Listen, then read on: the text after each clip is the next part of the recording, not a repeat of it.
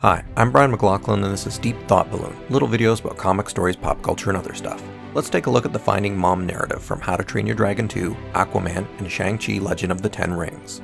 I realize that these movies are about a hero who grows up without a mom, who travels through a special portal of water or ice, who enters a fertile green space, where they find a kick-butt character who is their mom, or in Shang-Chi's case, a mother-like stand-in, his aunt, who guides them into gaining the power of a great dragon-like beast, which allows them to defeat the toxic male figure who's seeking violence, whether would-be king, brother, or father, before they receive the mantle of a true leader. All three seem to be following the same path, but why? What does the path mean? Let's break it down. Well, the watery passage as a way to find the mother figure is classic. The womb has clear amniotic fluid to help the fetus grow and develop, like magic water. They even call it water when they say, "Your water's broken." So traveling through a magic water tunnel to visit your mom is being reborn. Next, they are in a place full of life, big womb energy imagery. Despite these women being hidden in a corner of the world, they are still vibrant and vital. Maybe you haven't seen your mom, but that doesn't mean she hasn't been doing anything. Why are all the moms isolated here?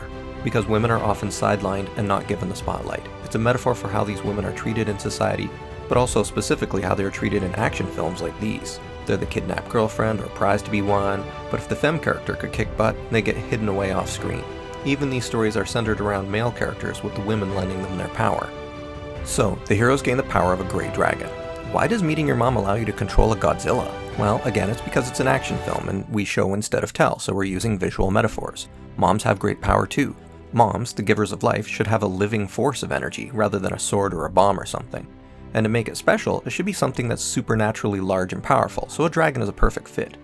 Sure, it could be a phoenix or a Mothra or something, but dragons are a solid bet to connect with the audience. And yes, supernatural is important because with women out of the spotlight, we learn so little about them. They stay mysterious, like how Turning Red got heat just for mentioning periods. You know, that thing most femmes deal with once a month and is part of a healthy bodily process that brought you and everyone else into the world? It's a totally normal thing that we've made arcane by not talking about it. Anyways, now that we've seen how the films are the same, let's take a look at how the differences change the specific messages of the movies. In How to Train Your Dragon 2, Hiccup begins the movie unsure of who he is, how he'd lead, when he's never even met his mother.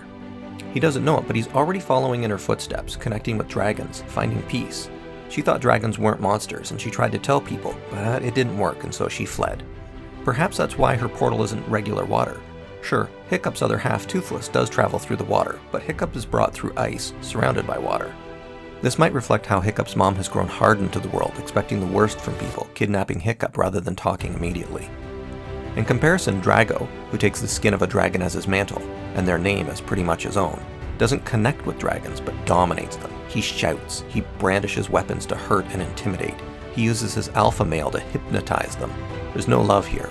We get a powerful symbol when he places a dragon beneath his foot. He connects to them through his foot. They are beneath him.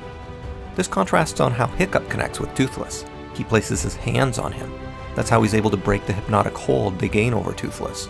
It's how he tells Toothless to trust him with the blindfold, how they need to become one to beat Drago. We've already seen them do this, connecting physically through Hiccup's inventions, how Hiccup is trying to make them both a little more like each other. They use violence as a last resort to scare away the enemy, not dominate them. This mother-like feminine energy is how Hiccup discovered he's worthy of being a new chief. We see an elderly woman accept Hiccup as the new king now that his father is dead. A good leader doesn't have toxic masculinity. They seek understanding and connection with those beyond their village. Now let's look at Aquaman. He starts off by busting his way into a submarine and then asking for permission to come aboard. So aggressive, but still talking. Most of the beginning of the movie, he's quick to fight, thinking himself as a blunt instrument that can fight, but can't lead.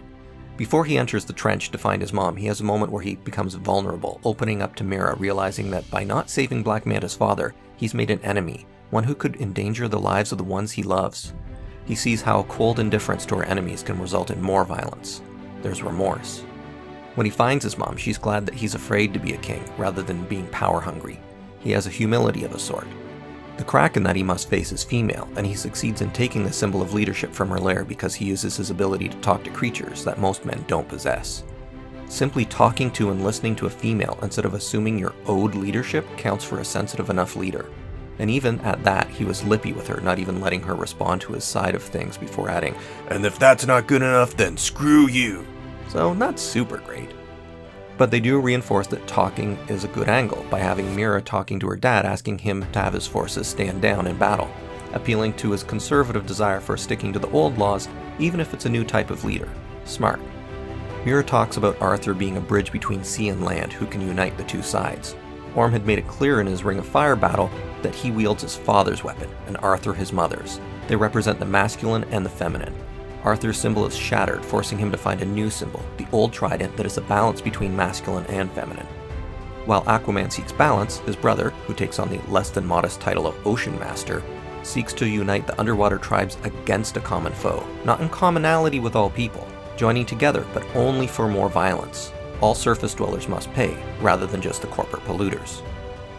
Aquaman's power when battling his brother seems to be creating a shield because he's in tune with the elements, and then smashing his brother's father's weapon, and then sparing his life. While Orm gloated, Aquaman de-escalates. It's cool that Aquaman's trident is a weapon, but also a symbol of sustenance. He masters both. When Ocean Master loses, he sees his mom again, who says it's a misguided father to blame rather than Ocean Master, and Arthur ends the moment by telling his brother, "When you're ready, let's talk." So talking is the big takeaway, even if it's a lot muddier than in How to Train Your Dragon. Then we come to Shang Chi. It's interesting that, like Aquaman, it too begins with the hero as a child being taught about his heritage by his mother. His first lines are asking his mom how she defeated his dad's powerful 10 rings, and she tells him her people are empowered with the heart of a great protector. Protection and heart comes from his mother's side, the side that won over his father, who reveres the power of names, but gave up titles like the Warrior King and the most dangerous man on Earth to become a father and a husband, simply Zhu Wenwu. They lived peacefully until Wenwu's violent history caught up with them. With the feminine aspect removed, he returned to an aggressive way of life, attempting to keep his daughter from that violence, but pushing his son into it. He will burn Tao Lao to the ground to get his wife back. Violence is the answer. In contrast, Tao Lao uses dragon scales for armor and shields and arrows. Mostly protection, but some aggressive forms. They teach men and women equally in how to fight, seeking balance. When Shang Chi asks his aunt how his mom could defeat his dad, they train together smiling. No anger, it's more like a dance like his mom did with his dad. Here's where we start to unwrap one of the movie's most potent symbols. Wenwu's introduction starts with him raising a clenched fist. It's how he controls his troops. It's how he activates the rings to fight. When his wife dies, he uses his fists to smash up a gambling spot. When he's not hitting, it's often a hand in his pocket, waiting to punch, or holding his son's hand, physically guiding him to the punching path with the 10 rings. When Shang-Chi sees his old home, he remembers how he punched a pole until his hands bled and it was damaged, though not broken. Later, when Shang-Chi falls against his aunt's defenses, he responds with a clenched fist, until she shows him how to let go, trading a symbol of anger for a more open stance. His aunt tells him to embrace his good and bad. And like in Aquaman, we get a scene with a love interest where he admits to making a heartless macho mistake. Saying it aloud allows him to begin to move on, even though right now he's still looking for blood. Later, when Shang-Chi faces his father in battle, he does talk to his dad and tries to reason with him. De-escalation again. When Wenwu realizes he's made a mistake and unleashes a monster, he uses the rings to protect his son, and then he too releases his clenched fists into open hands to give his son the power. He's not holding on with white knuckles, but letting things flow. He's opened up to his wife's lessons one last time to save his son. Shang-Chi uses open hands to control the rings for the most part, but does make fists to kill the Dweller in Darkness. Now, I'm not the only one who saw this scene with Xialing, Shang-Chi's sister, and thought he was going to help her not fall off the dragon by giving her 5 of the rings, to seek balance between the genders, make up for not coming back for her, and seek a way forward together, but it doesn't even come up. Well, I guess that's why she goes back to her original goal in the post-credit scene and merges her and her father's criminal enterprises. Shang-Chi didn't learn the whole lesson, he just took all 10 rings and headed home. I guess that's part and parcel of writing a character who lives beyond this one movie. All of this reminds me of Nish Kumar's bit about how you don't find a lot of right-wing comedians in the same way you don't find a lot of left-wing action movies. It's kind of antithetical to the form. It's a great bit of material and you should look it up, but I think we can see that these 3 action movies have a left-wing message. All 3 films seem to equate a balanced male hero, worthy to lead, as one who can connect with what society sees as feminine power. In general, someone who embraces gender equity, de-escalates violence, communicates with the supposed enemy, admits their mistakes to people who cares about them, and looks to protect others. A male who is willing to go looking for their mother's message rather than falling for the current line of macho posturing. This is the Finding Mom narrative. When so many of our films deal with daddy issues, these films deal with mommy issues. Which is very relevant, because these movies can be read not just about 3 guys growing up without their moms, but about all of us growing up without feminine politicians, movie producers, directors, heads of corporations, and everywhere else. I like the message of these movies. A lot of time the aggressive male stance is to belittle males who don't conform to their manly idea of being tough, but I always thought that was ironic that they saw giving in to that peer pressure to be tough. Like a tough guy shouldn't stand up to people telling them who to be, tough or otherwise. All three of these heroes have made tough decisions and look fairly tough, so it's not asking people to be pushovers, it's asking people to be open most of the time, but tough when your opponent doesn't give you a choice. Anyways, good luck and keep thinking deep thought balloons.